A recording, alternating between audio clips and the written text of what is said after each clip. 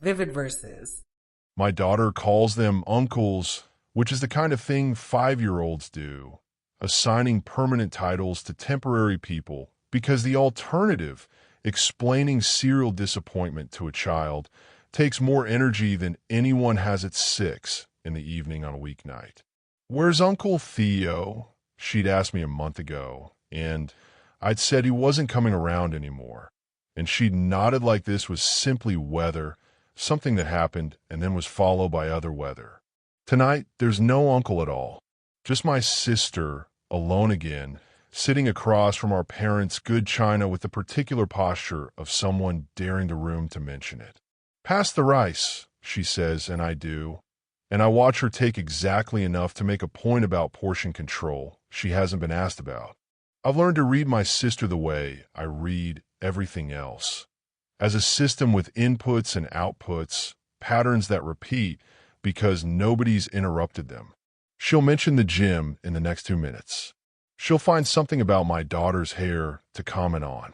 She'll ask our mother why dinner's always so heavy, as if heavy food personally targets her. 2 minutes, almost to the second. "Did you do something different with your hair, sweetie? It looks a little." She tilts her head at my daughter, searching for a word that sounds like a compliment but isn't. "Wild." "Mommy did it." My daughter says, unbothered because she's 5 and doesn't yet know that wild is supposed to wound. I don't react. I never do. My sister has spent 3 years testing this particular door, leaning her weight against it in a dozen different ways, and it has never once given. She finds new angles instead. Tonight's angle is sitting right there in my daughter's careful braids. My ex-wife and I split the holidays and the dinners like reasonable adults who failed at marriage but refused to fail at parenting. So tonight it's me, my daughter, our parents, and Naomi, my sister, who arrived already coiled the way she does after a breakup. Like the air around her is personally responsible for what happened. I don't know all the details about Theo. I know there are details, though, the same way there were details about the one before him and the one before that. I've stopped asking for specifics because the specifics never change the shape of the story. The shape is always, he was promising, then he wasn't, then he left, then it was something fundamentally wrong with him. Men are just intimidated now, she says, apropos of nothing, which is her way of announcing the real subject of the evening before anyone's asked. They want someone soft, decorative. The second you have standards, the second you actually say something when they screw up, they run. Our mother makes a small noise that isn't quite agreement and isn't quite disagreement. The particular hum mothers develop after decades of refereeing children who never stopped being children just because they grew bodies that could vote. I keep eating. I'm doing the math on this the way I do math on everything. How many more minutes until dessert? How much oxygen this topic needs before it suffocates on its own? Whether intervening now helps anyone or just gives her a new villain to add to the list. The data says, let it run. She'll exhaust the subject faster if no one feeds it resistance.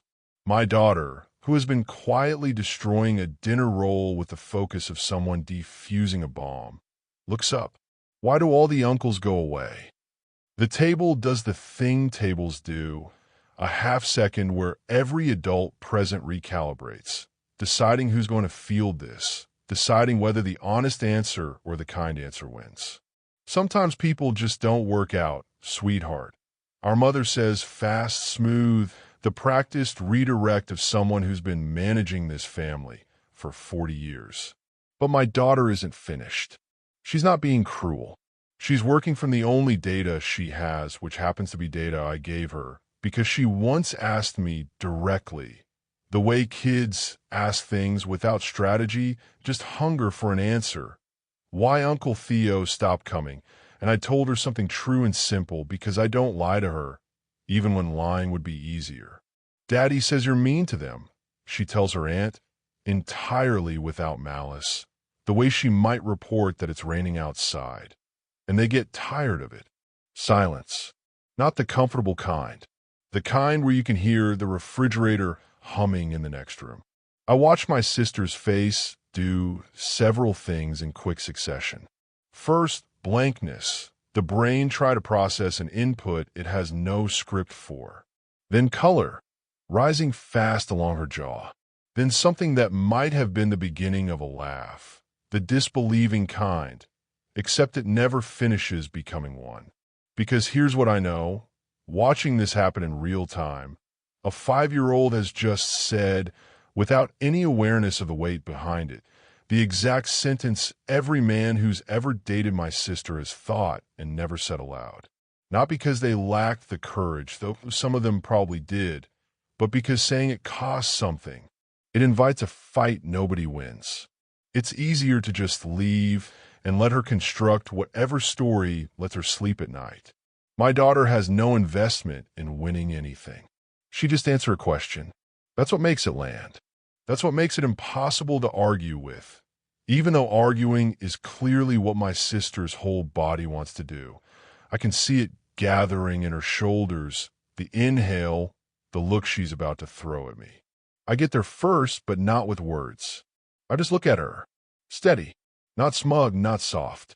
The look says, go ahead, tell a 5-year-old she's wrong about something I actually told her, and let's see how that sentence sounds out loud. She doesn't take it. She can't. There's no version of no, sweetheart, I'm not mean, your father's lying, that survives contact with a child's face, and she knows it. Eat your roll, she says instead to my daughter, voice tight, and reaches for her wine.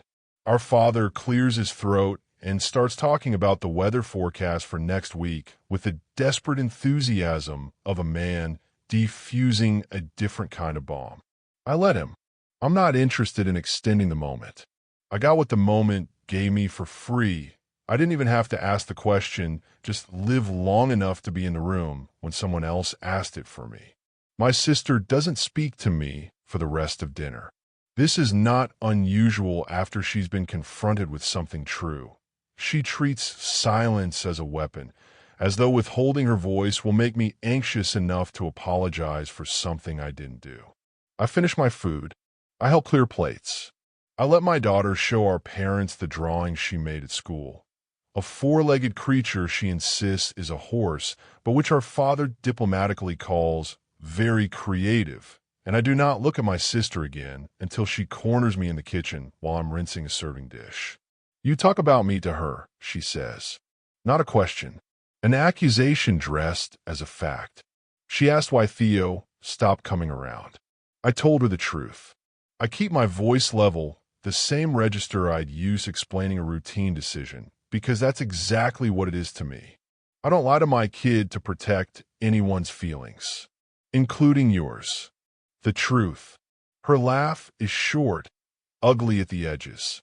You don't know the truth. You weren't there. You don't know what he did. I know what you told me he did 3 weeks ago, and it didn't sound like much. I set the dish in the rack. I know it didn't sound like much the time before that either. With the one before him. Or the one before him. So now you're keeping score. I'm not keeping anything. I'm just not pretending I don't notice a pattern when it's this obvious. I dry my hands. You want me to lie to her so you can keep telling yourself a story that makes you the victim. I'm not going to do that. She crosses her arms, and I recognize the posture. It's the one she uses right before she goes for something personal, something meant to land somewhere soft. I brace, not with tension, just attention, calculating which direction the next sentence is likely to come from. You know all about pretending, she says. How's the divorce treating you? Last I heard your wife couldn't stand being married to someone who, what was it she said, treats every conversation like a negotiation. There it is. She's reaching for my failed marriage because it's the only material she has, and she's reaching for it clumsily, which tells me she's not actually trying to win an argument. She's trying to make me feel what she's feeling. Misery as a transferable asset. My marriage ending doesn't make what happened tonight untrue. I say, those are two separate facts. You can hold both without one canceling the other. God, you talk like that always. Like you're narrating a deposition. You could be upset with how I said it. You can't be upset that it's true. I fold the towel, set it down. 3 men in 2 years, Naomi. At some point, the common variable isn't them. Her mouth opens, and for a second, I think she's going to swing harder, but instead something in her face slips. Not surrender exactly. More like exhaustion winning a brief fight against pride. It's not that simple. I didn't say it was simple. I said it was true. I lean against the counter, unhurried. You don't owe me an explanation. You're not 5. But you might owe yourself an honest look at why every story ends the same way, with you as the only constant. You think I don't know I'm difficult? Her voice cracks slightly on the word, the first honest thing she said all night. You think I haven't noticed? It's different hearing it from a kid who has no idea what she's saying. She had a pretty good idea of what she was saying. She just didn't know it would hurt. I'll let that sit a second. That's usually how the truth works when nobody's been saying it directly for long enough. She doesn't answer. She picks up her wine glass from the counter, finds it empty, sets it back down harder than necessary, and walks out toward the patio, the screen door swinging once behind her. I don't follow. There's nothing more efficient that can add to what's already landed. Following would just give her a new target to aim frustration at, and I'm not interested in being convenient. My daughter falls asleep in the car on the way home. The way she always does, all that earlier sharpness dissolved into the soft, total surrender of a kid who burned through a full day's energy by 7:30. I carry her in, get her down without waking her, and stand in the doorway of her room for a few extra seconds longer than necessary. The way I sometimes do, just watching the rise and fall of her breathing. She has no idea what she did tonight. She thinks she answered a question. In a sense, she did. My phone buzzes on the kitchen counter while I'm pouring a glass of water. A text from my sister. You didn't have to let her say that in front of everyone. I look at it for a moment, deciding whether it deserves a response tonight or whether silence does more work than words. I decide on a short one because leaving it completely unanswered would read as avoidance, and I'm not avoiding anything. I didn't let her say anything. She said what she thinks is true because it's what I told her, and I told her that because it is true. I'm not going to coach my daughter into protecting your version of events. The reply comes fast, which tells me she was waiting, phone in hand, rehearsing. So you admit you've been talking about me to a 5-year-old. She asked a direct question. I gave a direct answer. That's the whole transaction. You always do this. Make it sound so reasonable. Like you're not just twisting the knife and calling it honesty. I set the phone down for a second. Not because I'm angry. Anger isn't really available to me in this context. It never has been. It's not how I'm built. But because I want my next sentence to do exactly what I intended to do. No more, no less. I'm not interested in twisting anything. I'm interested in my daughter growing up able to recognize a pattern when she sees one, instead of being taught to call cruelty honesty the way you have. That's the actual disagreement here, and it's been the disagreement for a while now. No reply. I don't expect one tonight. I finish my water, rinse the glass, and go to bed. She calls me 2 days later, not text this time, which means she's had time to build an argument longer than a paragraph and wants it delivered live, where tone can do some of the persuading that words alone can't. I've been thinking about what you said. She opens, no greeting, like we're mid-conversation already. Which part? The pattern thing. A pause, the kind where I can hear her deciding how much to actually give me. I talked to Theo, called him, actually, which you can imagine wasn't fun. What did he say? That I make everything a test. That I find the thing that'll hurt the most and say it the second I'm annoyed, and then act surprised when it costs me something. Her voice is flatter than I've heard it in years, stripped of the performance she usually layers over everything. He said almost the exact words your daughter used. Tired. That's the word he used. Said he was tired. I don't say anything right away. I'm doing the calculation again. Not whether to be gentle, because gentleness for its own sake has never been useful to her. It just gives her room to retreat into old narratives. But whether this is the actual turn or just a version of contrition that'll evaporate the moment she feels steadier. What do you want me to say? I ask, not unkindly, just precisely. That you're forgiven? I'm not the one you've been doing this to. I know that. A long breath on the other end. I'm not calling for absolution. She stops. Starts again. I've spent 3 years telling myself I keep ending up with men who can't handle a strong woman. It was easier than the alternative. The alternative being that you're not actually strong. You're just unkind, and you've been calling it strength because the second one's harder to fix. Silence, but not the offended kind from the kitchen. This one has weight to it, the sound of someone turning something over rather than throwing it back. That's a brutal way to put it. You asked me a question 3 weeks ago. I didn't answer honestly because I didn't think you wanted honesty. You wanted agreement. I leaned back, eyes on the middle distance, working through exactly how far this conversation should go and deciding it can go as far as she's willing to take it. No further. You're asking again now. So, strength doesn't require making someone feel small to prove you won't be. The men who left weren't running from your standards. They were running from how you enforce them. It's not, she starts, and I hear the old reflex trying to surface. But you don't know what he did, you weren't there. But it dies in her throat this time, because she's the one who called Theo. She already has the data. She just hasn't sat with it long enough to stop flinching from it.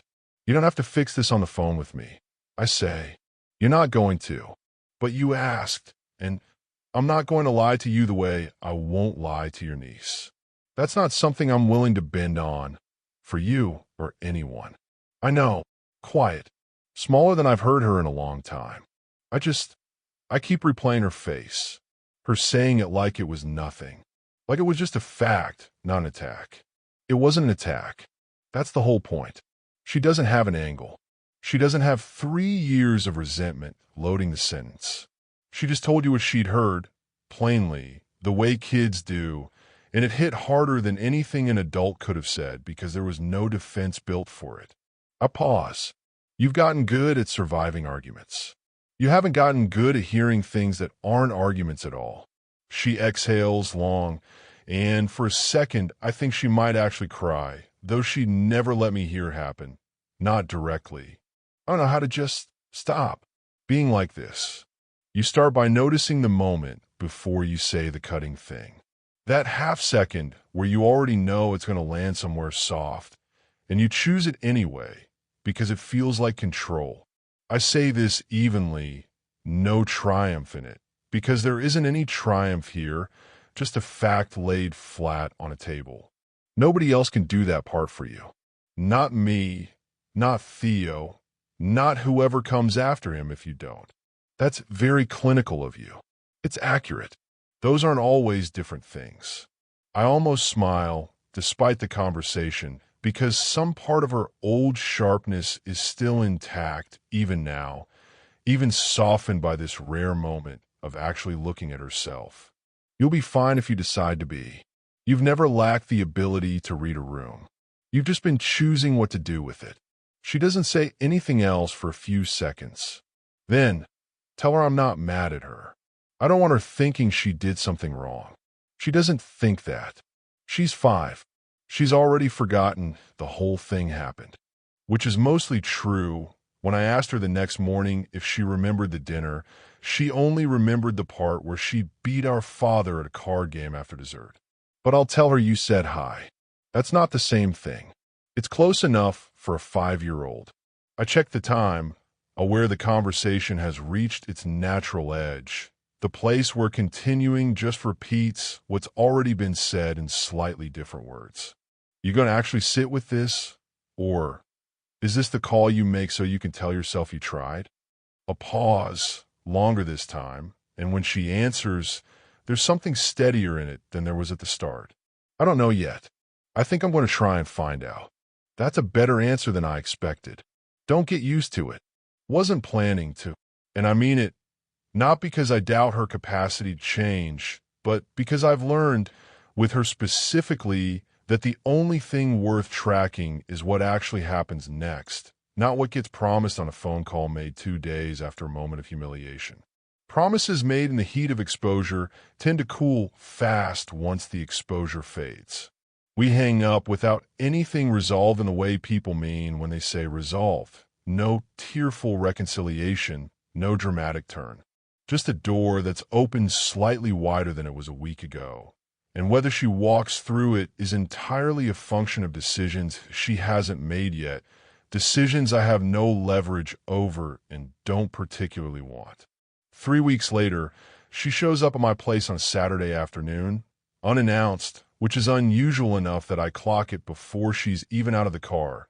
Naomi doesn't do unannounced. She does calculated. She does time for maximum effect. This feels different, looser. I'm not staying long, she says when I open the door, like she's preempting an accusation I haven't made. I wanted to give this to her in person.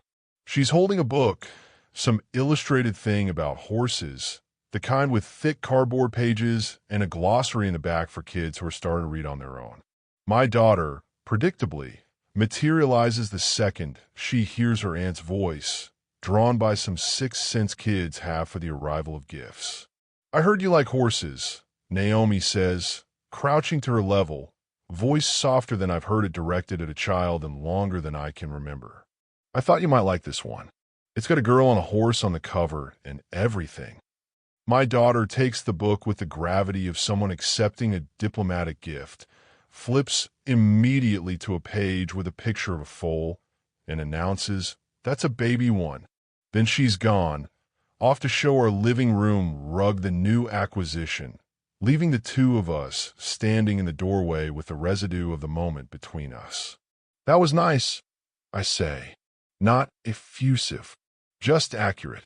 I'm trying. She straightens up, arms crossing loosely, no longer the defensive posture from the kitchen, just a habit of how she stands when she's thinking. I went back to Theo. Not romantically, God no, that ship's burned.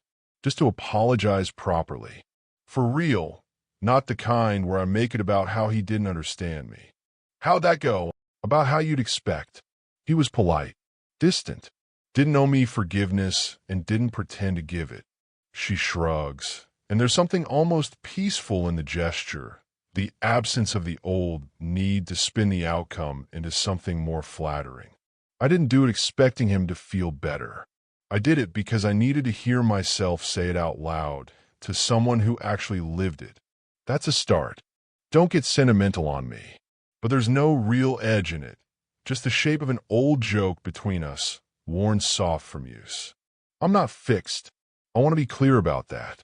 I caught myself yesterday, mid-sentence, about to say something ugly to a coworker over something stupid, and I actually stopped, which felt insane, honestly, like flexing a muscle I didn't know I had.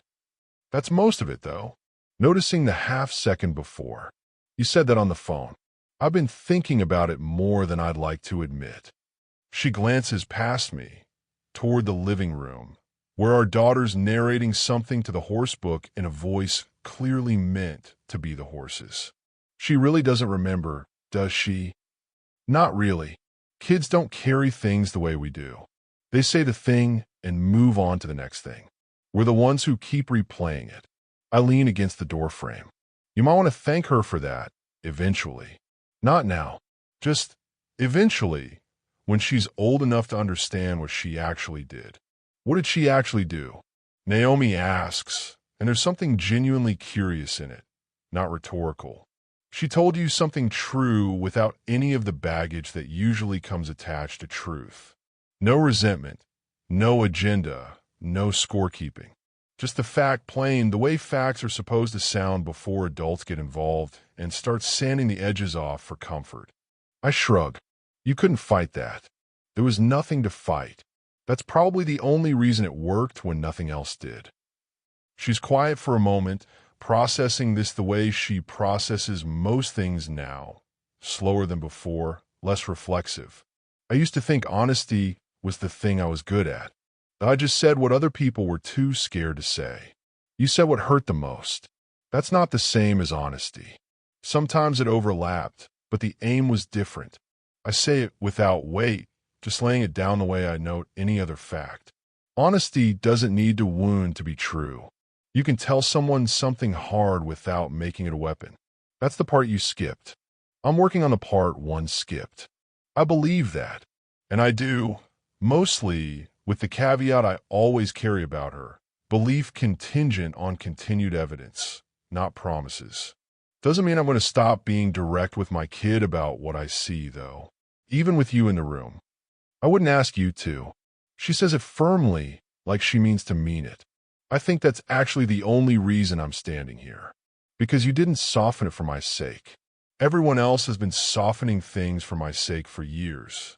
Mom redirects. Dad changes the subject. Exes just leave instead of saying why. You're the only one who just lets the truth sit there and doesn't apologize for it existing. It's not a kindness thing or a cruelty thing. It's just how I think the world should work. Say the true thing calmly and let people do what they want with it. I'm not trying to manage anyone's feelings about it, including yours. I straighten up. You want to come in? Or is the doorway speech the whole visit? She almost laughs. Not the bitter version from dinner, something closer to the laugh she had before the long, bruising stretch of men and breakups and resentment hardened it into something else. The doorway speech was the whole visit. I've got somewhere to be. She hesitates, then adds like it cost her something, but she's decided to pay it anyway. Thank you for not letting me off easy. I know it would have been simpler for everyone if you had. Simpler isn't usually better. I step back to let her see past me. Where our daughter is now lecturing the horse books full about proper behavior, presumably channeling some recent dinner table memory she doesn't even know she's channeling. You can tell her bye before you go. She does, crouches again, says something I don't fully catch, gets a distracted by Andy in return, and that's the whole exchange unceremonious. The way most actual turning points are. No music swelling, no dramatic embrace. Just a woman who got handed an uncomfortable truth by someone too young to know its weight, and who, 3 weeks and one humbling phone call later, is choosing, slowly, imperfectly, with no guarantee it sticks, to do something with it instead of building a new excuse to bury it under. I watch her car pull out of the driveway. Then close the door and go find my daughter, who's already moved on to deciding whether the horse books foal would get along with our neighbor's dog. She has no memory of being the reason any of this happened. She's just narrating horses. That's fine.